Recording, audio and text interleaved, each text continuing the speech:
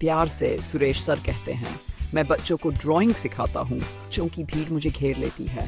तभी एक बच्चे ने मुझे एक रहस्यमयी किताब उपहार में दी। जैसे ही मैंने उस किताब को हाथ में लिया,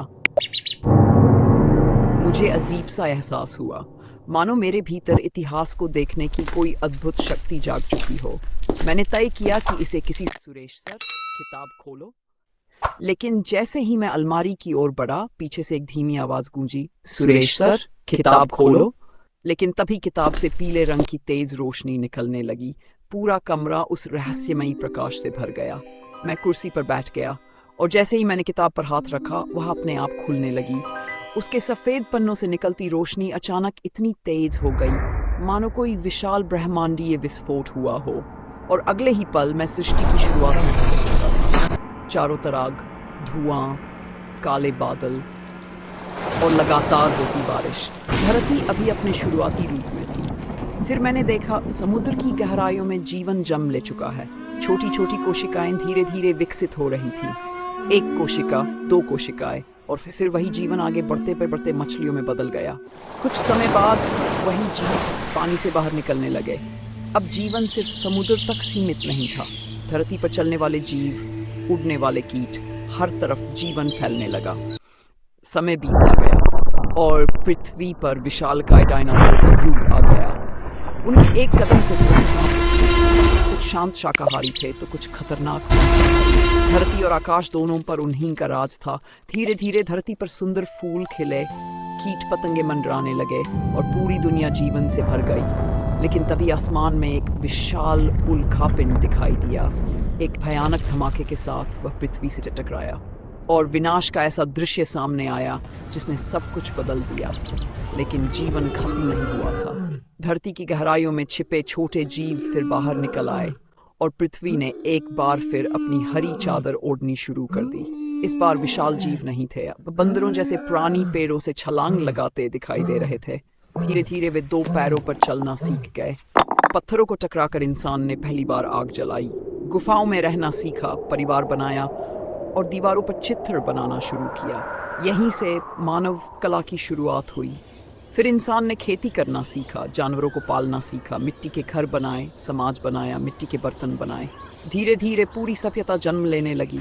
शहर बस गए, लोग साथ रहने लगे, बड़े स्नानागार बने और इंसान ने पत्थरों पर लिखना शुरू कर दिया।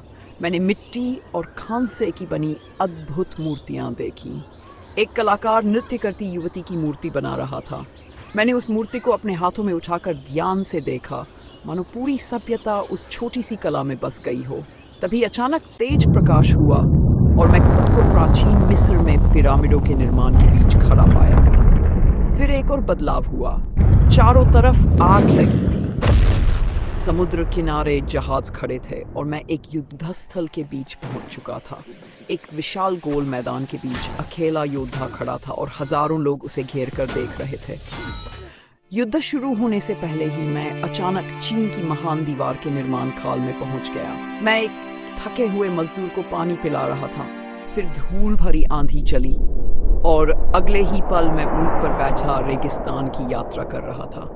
इसके बाद मैं बौद्ध सभ्यता के क्षेत्रों में पहुंचा। चारों तरफ शांति थी। साधु ध्यान में बैठे थे। घंटियों की मधुर ध्वनि गूंज रही थी। फिर मैं उस युग में पहुंचा जहां आर्यभट्ट शून्य की खोज कर रहे थे। मैंने अपनी रहस्यमयी किताब उन्हें दिखाई और अचानक वही प्रकाश चंद्र ग्रहण के दृश्य में बदल गया। तेज बारिश के बीच मैं समुद्र में एक नाव पर पहुंच गया। नाव में पानी भरने लगा और अगले ही पल मैं अकबर के भव्य दरबार में खड़ा था। फिर अचानक मैं महान कलाकार लियोनार्डो दा विंची के सामने बैठा था।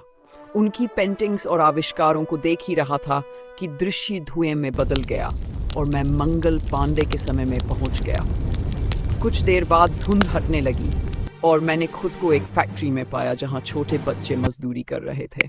फिर मैं प्रथम विश्व युद्ध के सैनिकों के बीच पहुंचा। युद्ध के तनाव के बीच भी सैनिक गेंद से खेल रहे थे। मैंने वह गेंद हाथ में उठाई और जैसे ही उसे घुमाया, दृश्य बदल गया। अब मैं महात्मा गांधी के साथ दांडी यात्रा में था। लेकिन अचानक एक भयानक चमक हुई और मानो विस्फोट जैसी आवाज ने पूरी दुनिया हिला दी। उसके उसके बाद धुएं और धुंध के बीच मैंने देश के विभाजन का दर्दनाक दृश्य देखा। लोग अपने घर छोड़कर जा रहे थे। मैं खुद एक छोटे बच्चे की मदद करता दिखाई दे रहा था। फिर मैं लाखों लोगों की भीड़ के बीच खड़ा था, जहां इंसाफ और बराबरी की आवाजें गूंज रही थीं।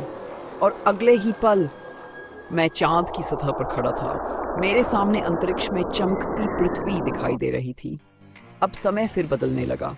डिजिटल युग जन्म ले चुका था। कंप्यूटर स्क्रीन पर पूरी पृथ्वी दिखाई दे रही थी। बर्फ की विशाल चट्टानें पिघल रही थी। और फिर दुनिया कोरोना काल में पहुंच गई। चारों तरफ सन्नाटा था। हर चेहरे पर मास्क लगा था। अब तक मैं मानव इतिहास के बीते हुए अध्याय देख चुका था, लेकिन तभी किताब का अगला पन्ना खुला, जिस पर लिखा था भविष्य। मैं धीरे धीरे अपनी बालकनी की ओर बढ़ा, और जब मैंने बाहर देखा तो मेरे सामने एक बिल्कुल नई दुनिया थी। आसमान में उड़ती गाड़ियां, बादलों से ऊंची इमारतें और भविष्य का अद्भुत संसार। और मैं बस उसे देखता रह गया, और यहीं इतिहास की ये अद्भुत यात्रा समाप्त हो जाती है।